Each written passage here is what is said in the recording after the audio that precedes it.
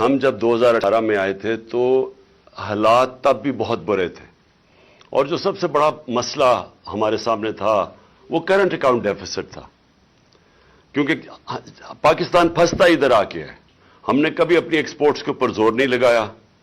ہمارے سامنے East Asian tigers بنے،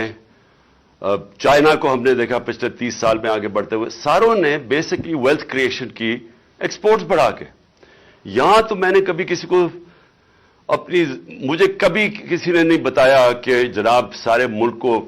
ویلتھ کریشن ایکسپورٹس کو بڑھانے کے لیے سارے ملک کو توجہ دینی چاہیے، کیونکہ اگر آپ کی ایکسپورٹس ہی نہیں بڑھیں گی تو یہ جو مرضی آپ کر لیں، جیسے اکانومی گرو کرے گی پھنس جائے گا جا کے کرنٹ اکاؤنٹ آپ کا، اور وہ پھر جب ڈیفیسٹ ہوتا ہے پھر وہ سارا وہ بوم بس سائیکل پھر سے شروع ہو جاتا ہے۔ تو ہمارا تب بڑا تھا، اور مجھے یاد ہے کہ بڑی مشکلوں سے ہم نے پہلا 1 سال سروائیو کیا، اور مجھے ابھی بھی یاد ہے کہ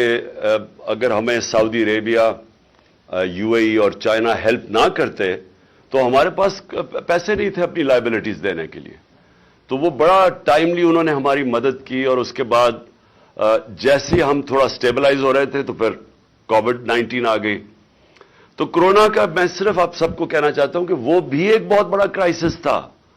دنیا کے اندر۔ آپ جب دیکھ رہے ہیں کہ کیسے لوگوں نے کوپ کیا ہے کووڈ-19 سے، تو جو ہمارا اس وقت تھا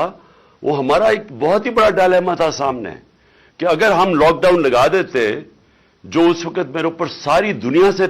یعنی ملک سے پریشر تھا لیکن ساری دنیا میں دیکھ رہے تھے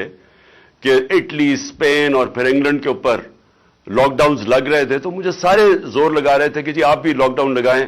اور بڑی تنقید ہوئی میرے پہ۔ لیکن میرا تو بیسک سوال یہ تھا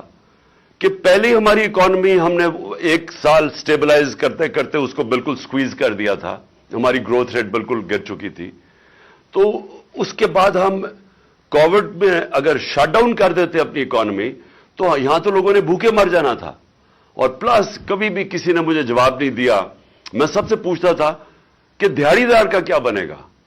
جو پیسہ کما کے بچوں کو کھلاتا ہے، تو کسی کے پاس جواب نہیں تھا اس کا۔ اینی وے، وہاں ہم نے بڑے بولڈ فیصلے کیے، اور مجھے بڑا فخر اپنی ساری ٹیم پہ کہ ہم نے بڑے انوویٹو قسم کے فیصلے کیے۔ میں نے خود پھر وہ جو آئی ایم ایف کی ہیڈ تھی ان کو میں نے خود ٹیلی فون کر کے بڑی مشکل سے کنونس کیا کہ ہمیں جو آئی ایم ایف کا پروگرام ہے اس سے ہمیں